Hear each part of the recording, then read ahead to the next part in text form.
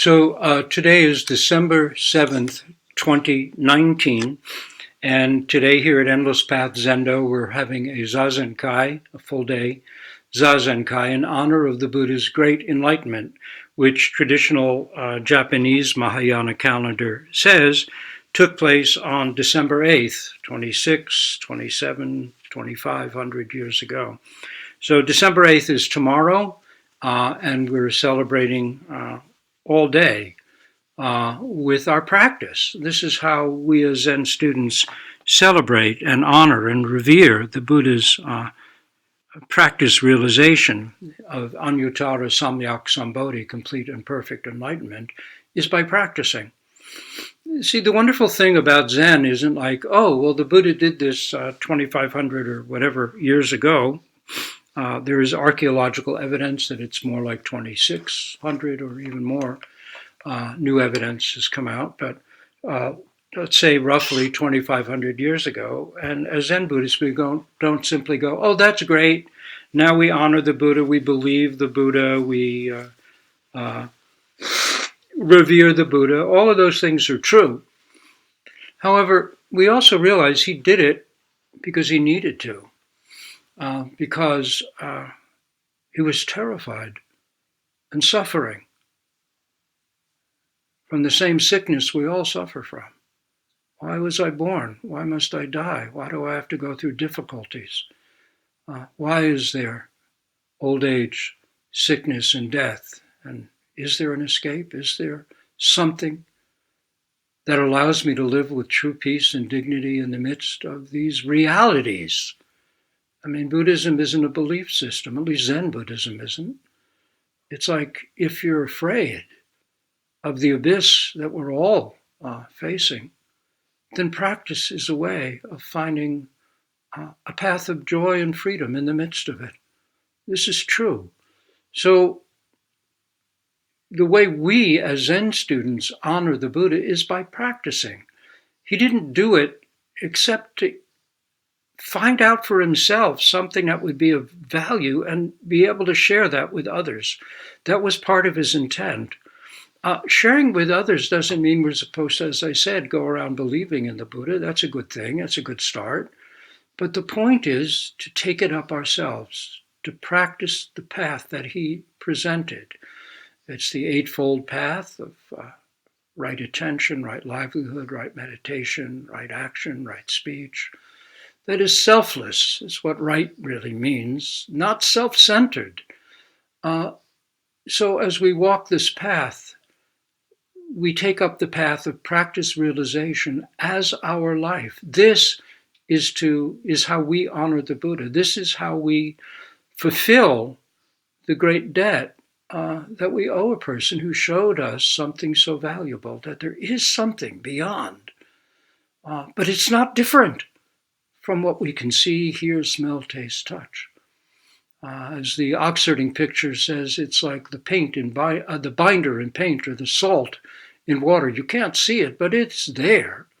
It's there, all right. When you drink salt water, you can taste it. It's there. So to make the Buddha's realization a real thing, not just a historic event from thousands of years ago, we sit, we practice, we come to Doksan, we experience our breath. And indeed, the foundation of all practice is experiencing the breath. This is in native communities, but also the Buddha Shakyamuni, sitting under the Bodhi tree, was experiencing the breath.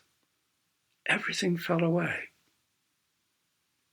Everything fell away. All thoughts of himself, all thoughts of other, all thoughts of gaining, all thoughts of not gaining.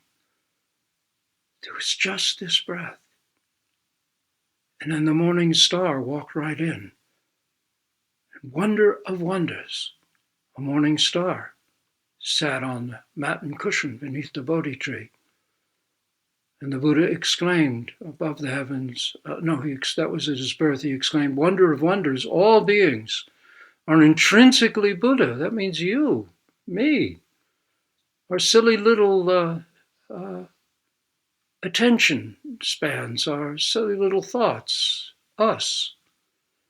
Wonder of wonders, all beings are intrinsically. That means right now, not in the future when your realization is the same as the Buddhist. Right now, just as you are. Of course, not knowing, not realizing, not experiencing just as you are is perfect Buddha nature, being you. We get lost, waylaid by our own self-centered thinking, delusions, habits, all the things that we learned that we needed to hold on to function from childhood. But now we have a chance to just be this breath, just be this koan. Let everything else go and realize to one degree or another the same vast, empty, creative ground of being that the Buddha experienced. And this is our path of practice and our path of honoring the Buddha. So let's take a look at this point. I hope I remember to, can't tell if it's recording. I guess it is. All right. We'll take a look. This has kind of been a tradition as preparation for our ceremony, which will be later today, but really the whole day is a ceremony. We'll look at chapter 18 in Before Buddha Was Buddha, Learning from the Jataka Tales by myself, published by Wisdom Publications in 2017. My gosh, it's already been 2 years. And this story of the Buddhas touching the earth we can find in the tradition, in the Nidana Kata, which is the traditional introduction to the Pali Jataka, and also appears elsewhere in Buddhist tradition, both Theravadan and Mahayana. So the basic story, I'm sure you all know, but let's just review it. When Prince Siddhartha Gautama was 29, for the first time, he truly registers. He really gets struck by something that's been so ordinary around him he never noticed until at the age of 29 it really hit him. Aging, sickness, and death. That everybody, no matter who they are, no matter what their wealth, no matter what their situation in life, equally will face aging, sickness, and death. Now, of course, these days we're well aware, I think, that social situations and income has a lot to do with our aging, sickness, and death. It's not quite so simple that everyone does experience it. There is no out from it. Literally, that is. We all know we're going to die, we're going to get sick. However, income certainly can moderate some degree of dealing with sickness and dealing with aging. However, even movie stars get terrible illnesses and die. Money in the bank doesn't resolve it. And he catches a glimpse, the young prince. Remember, he's a prince, so he's in a very privileged 1% kind of situation. He catches a glimpse of the spiritual path that leads beyond anguish. He sees someone walking kind of like in Kinhin with tremendous dignity and attention. And he sees that there is a way of working with this that brings great dignity and a kind of nobility and is a step beyond the terror. So soon after he sees this, he leaves his palace, enters the forests and mountains, and begins his search for truth. And he never looks back. He never second guesses himself. He just has to do this. He goes through 6 years of pretty horrible austerities, and then near death, thinking that that's how to do it. He's like a skeleton, simply wound with sinews and veins. He's so emaciated. He suddenly remembers a festival from his childhood when he'd been sitting under a rose apple tree, very well clothed, very well fed, and watching his father and all the nobles plowing the earth together in a plowing festival that was annual. And so at that moment, as a child, he experiences a deep samadhi. Self-centeredness falls away. he finds himself, for lack of better words, at one with everything. And he sits there in this state of stillness and connection that is so fulfilling. And then, of course, he's a child. He forgets it. Yet at this moment, when he's near death, having done everything he can to awaken to the way, he remembers that and sees that eating, being clothed, being cared for, taking care of yourself, all these things are not obstacles to the way. If he had experienced that state, that condition as a child with all these benefits, then why was he trying to annihilate himself in order to come to a kind of nothing? It was a wrong approach to the whole nature of what this nothing really means. And seeing that, he accepts food from a woman who's making an offering there. She thinks he's the god of the tree, actually, is the story. And she makes an offering of milk rice, which he eats. His 5 ascetic disciples who have been following his terrible torments and really approving of them and thinking, this is great, this guy's really got it, he's really torturing himself, that's the path to enlightenment, see him eating and are disgusted, thinking he's given up, and they leave him. But he hasn't given up at all. He's found an entrance to the way that's whole and healthy. And after he finishes, the story is he tosses his empty bowl onto the water, and it says, he's by a river, the Naranjana River, and says, if this bowl floats upstream, it's a sign that I will attain enlightenment today. And the bowl does float upstream, is the legend. And then there's a story of the great Naga under the river who sees the bowl come down and clink against a whole long row of such bowls, which are bowls of all the previous Buddhas on this earth. And he goes, raises his great snake head. It's like a giant cobra, and chants, these chants of victory for the Bodhisattva who will now clearly realize Buddha nature and attain Buddhahood. And the Buddha sits down, the Buddha to be sits beneath the Bodhi tree and announces that only my skin, sinews and bones remain, and my blood and flesh dry up and wither away. I won't leave until I've attained full enlightenment. And then, of course, the visions arise, tremendous Makyo. The 3 daughters of Mara, the distractor, appear before him with all kinds of temptations,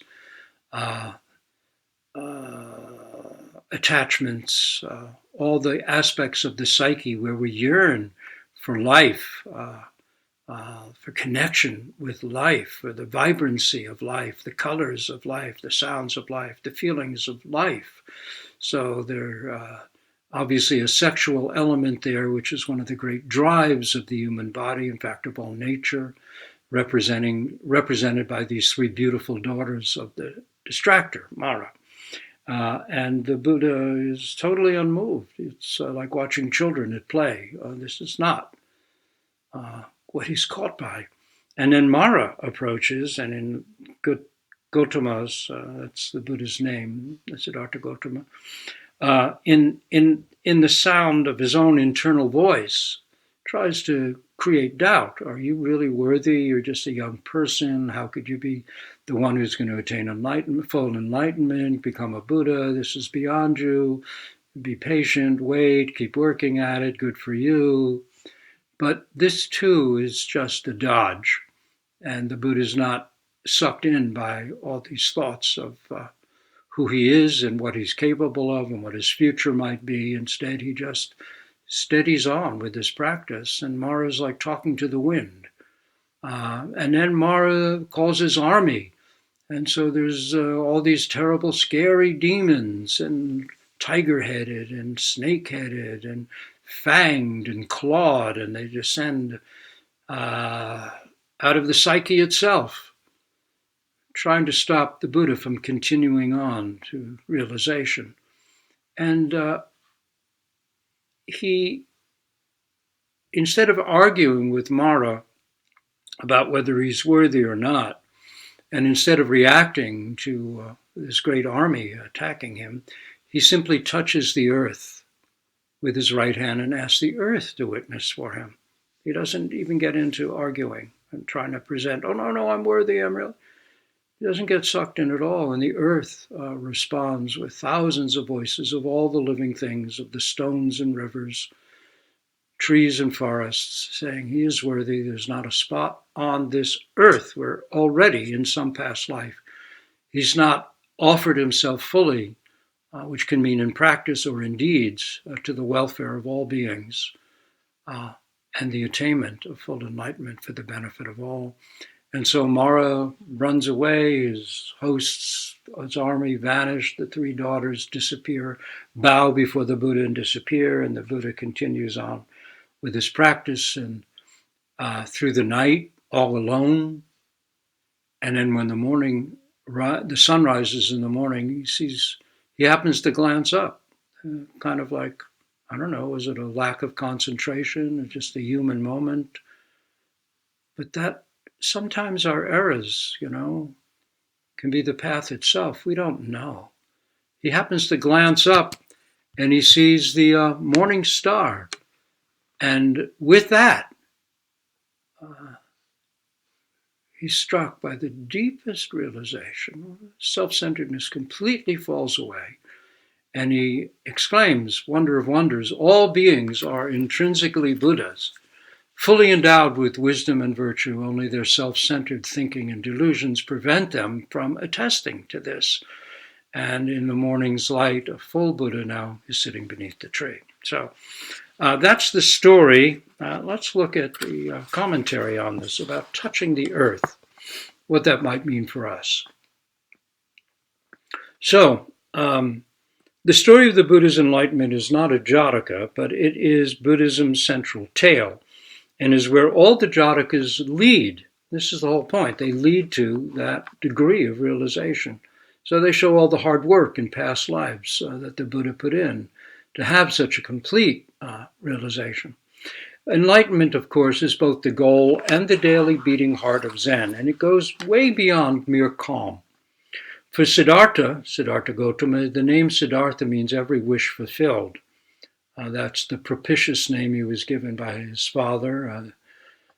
His mother had died 7 days after his birth. He was kind of raised by his father and his maternal aunt, Prajapati, who eventually became part of the Sangha, the order. But for Siddhartha, calm just wasn't enough. Having personally experienced impermanence, the insubstantiality of every person and thing, a real fire was lit in his mind, his heart, his gut. And after that, he really had no choice. He had to keep going until he touched solid ground. So wherever we are, whatever we may have realized or not realized, we can take this to heart and just keep going. We do the work, then we keep doing the work. We may have moments in which we touch the ground of mind, but these are not the end of our road. Rather, they are a new beginning, like realizing, hey, here's the ground, and then we can continue our journey with greater confidence, knowing for real that ground is under our feet. In many Jatakas, the Bodhisattva wakes to the reality of selflessness, the identity of form and emptiness, relative and absolute, to non-dual true nature, to insight. And these are milestone moments, to be sure, but not yet the full realization of original Buddhahood. In past Jataka lives, Prince Siddhartha had been, if we look at the Jatakas, you'll see, he had already been a spiritual teacher, a lay practitioner, ordained practitioner, hermit monk, community leader, wandering ascetic, businessman, family man, carpenter, juggler, robber, ox herder, farmer, caravan leader, to say nothing of animals, gods, ogres, and nagas. The list seems almost endless. He'd practiced in every form, everything that we're going through.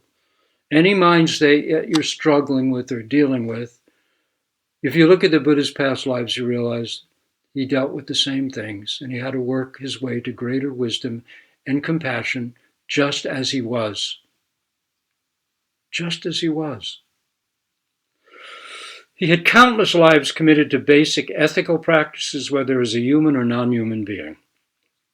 Buddhist tradition says whatever challenges he faced, whatever heights he reached or depths he sounded, he always chose, and it's always a choice. It's never a habit, it's a choice to go farther or further, over the next hill, beyond the next river, through the next dark forest. And there are dark forests we have to go through and swift rivers we have to ford. This is all part of the hero's path.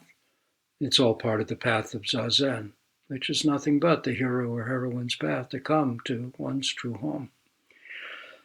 Not ignoring a problem, not satisfied with a milestone, he actualized the great way. Onward, further was his nature as it is our own. Practice realization is not static, not, I've got it now, don't have to do anything, but a dynamic road continuing endlessly, and thus it is called the path, the way. Means you keep going. There's always a richer, deeper territory ahead, and more difficulties to work through. But this is how we mature, this is how we grow up as human beings, by doing this, by facing these things, by going through them. We especially revere the story of the Buddha's enlightenment because it reveals our potential, even as it shows the work, the perseverance, and dedication necessary to truly achieve it. The Buddha has his own Christ on the cross moment when he discovers that willful asceticism hasn't clarified a thing, only left him in a dark, useless place. And though the expert sat, in the end, just sitting wasn't enough either. There was a trigger to his realization. It didn't just come from looking within. It could have been a word, a sound, or anything. He was ripe, his mind empty of all habitual limits, when he glanced up and saw the morning star. Aha! Gone, gone, entirely gone. This is prajna paramita, completely clear. A morning star now sat beneath the tree. No seeing, no one seeing, is real seeing. No one sitting is genuine sitting. Just star. Star. But even before that, the Bodhisattva wasn't sitting there like a frog. He was poised, alert as a cat before a mouse hole. When Mara challenged, he responded. He didn't get caught up, but he didn't ignore it. When situations arise in our lives, we can't go off and sit until they're gone. There is a time to act. It need not be a big deal. In fact, it would be wise not to make it, whatever it is, a big deal. The Buddha simply touched the earth and asked the earth to witness for him. He didn't try to muster reasons and out-argue Mara. He simply did the one small thing that would do the job. Though Mara was no slouch, and he knew how to hit a nerve, perhaps self-doubt, is what all obstacles in practice come down to.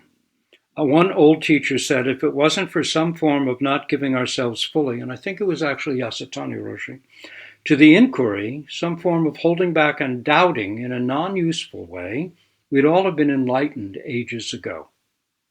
That is, realized enlightenment ages ago. The doubting voice of Mara is ancient and universal, but need not be an obstacle. The Buddha, it's simply another Dharma gate we vow to wake to. We're all in the same boat, and the Buddha was no different. Buddhist tradition says that we all have the nature of Buddha, exactly the same vast nature of endlessly creative, empty potential, empty because it could become anything. Vast potential. From the first, we are fully endowed with wisdom and compassion. They are our nature. And because it is already who we are, if we practice, if we make the effort, then we too can, to one degree or another, awaken to our original mind. That original mind is still original. And it's right here, right now. We don't have to go back in time to find original mind. But again, let's be clear, enlightenment is not a thing we get. It comes from losing, not gaining. Losing the habitual self-centered stuff that cuts us off from wind, rain, sun, moon, stars, animals, plants, people. With that wonderful failure, that liberating loss, we find intimacy, which is what we've been seeking for who knows how long. Enlightenment is a name given to our being able to attest to our original unblemished intimacy with everything sentient and insentient. It's not a prize. We do not gain it because it has never been lost.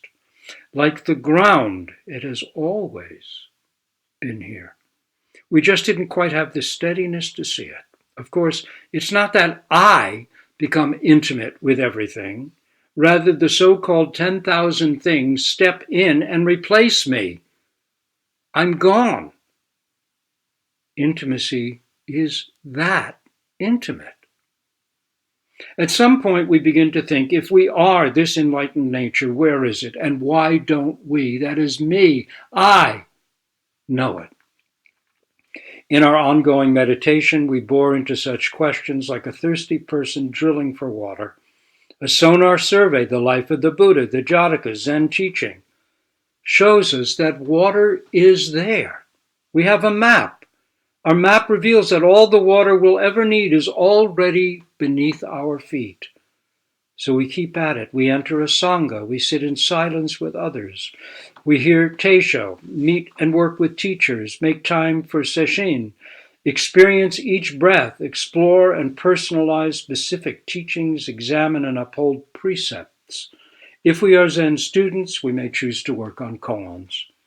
The Buddha, an ex-prince, touched the earth after lifetimes of practice. For many people, it is not until years of practice and various initial milestones have gone by that the gate really opens and they know. They know. Still, the Buddha's enlightenment tradition holds was unique. It was complete, unsurpassed, perfect, every level of character and mind fully realized. And it was so because of the lifetimes of work that preceded it. In substance, each experience of realization, both the small kind we're likely to realize and the Buddha's own great enlightenment, is the same. But in content, they are vastly different. Buddhist mythos says that in this world age, no one experienced more deeply than Shakyamuni because no one had worked so hard or so long to prepare the ground. He touched not only the ground, but the bottomless bottom and topless heights. Comparing our realization to his would be like comparing the finger painting of a kindergartner to a finished work by Rembrandt or Picasso. The substance is the same, both are paintings, but the degree of conscious realization is vastly different. Yet we all begin somewhere, and for the kindergartner, that finger painting is probably as meaningful as Rembrandt's work was for him. The Buddha's story, his home leaving and forest path exertions, his abandonment by his disciples, and his solitary encounter with Mara, the primordial force of his and our innate ignorance, completes his path of many lifetimes. Touching the earth, he gets up and walks on, transcending the final temptation to sit at ease in his long-sought, hard-won pavilion of enjoyment, freedom, wisdom, and peace. Instead, he devotes his next 50 years to walking the dusty roads, teaching those who, while in reality as complete and whole as he, don't know it. He goes back into the chaos of the 10,000 things, at peace with it all, a half smile on his lips. Just prior to the Buddha's enlightenment, after 6 years of exhaustive effort, to say nothing of kalpas, of Jataka practice exertions, going the limit, trying with all he had, drawing on the power of his own efforts, failures, and triumphs, Mara, the inner voice of ego, appears, and Mara draws his ace in the hole. Self-doubt. He asks, how could a sheltered ex-prince like you be worthy of the goal? Better men and women than you have tried and failed. You're young, just a beginner. Give it time. You've got some basic ability, but now, no way. Back off. Take it slow. Mara's advice is reasonable, devilishly reasonable. Take it easy. Be careful. Go slow. Prepare. Reduce attachments and ego concerns. Be humble. Don't be hasty. At this crucial juncture with worlds in the balance, Siddhartha doesn't waste time arguing with the habit voice of his own separateness, his innate predilection towards egotism. He doesn't even try to put together a reasonable counter-argument. To enter the fray is to have already lost. Ready, not ready, a self that gains, a self that loses, a self that has it, a self that doesn't. He doesn't get sucked into Mara's metaphor at all. Maybe he smiled and shook his head in pity for old Mara, then reached down and touched the humble earth, asking her to be his witness. The earth replied with thousands of voices, voices of furrows and graves, youth and age, man, woman, child, animals, plants, rivers, and stones. Interbeing, to use Thich Nhat Hanh's lovely term, awakes, and Mara is overwhelmed. His last effort to tempt the Buddha to cling to a limited view is crushed. Jataka tales are the record of the Buddha's practice history. It is said to be a long history, going back world ages, maybe big bangs. According to Buddhist tradition, we too have our own Jataka history. Things happened that made us who we are. We stumbled, scratched our knees, got up, let the wound scab, tried again. We met joys and sorrows. Perhaps our history extends back through ages as well. Where does the path of causation that unfolds as each plant, bug, animal, bird, us, actually begin? At his moment of final challenge, the Buddha touched the earth. He didn't reach toward the sky or beg for help from above. He didn't fall for Mara's metaphor, try to win the debate, and out-argue the distractor. What a nice win. I've won again. No. He touched the always present, selfless, sat on, trod on ground and asked the earth to speak for him. Her response confirms him and overwhelms all doubt. What builds solid ground beneath us is the work we do now. Roshi Kapleau used to say, and say it most sincerely, this was his own experience. And if you realize how difficult his childhood had been and what he went through taking down the testimony of the Nuremberg War Crimes Tribunal and the Tokyo War Crimes Tribunal, he wasn't kidding. He said, if you don't let the Dharma down, the Dharma will never let you down. In other words, no effort is wasted. No effort towards realization of the way is wasted. None. What makes it such a lovely story is that it's not simply ancient history. It's our story too. This moment is part of the ongoing Jataka series of the unfully realized Buddhas we each are. Essential nature, mind itself, the ground beneath us is always here.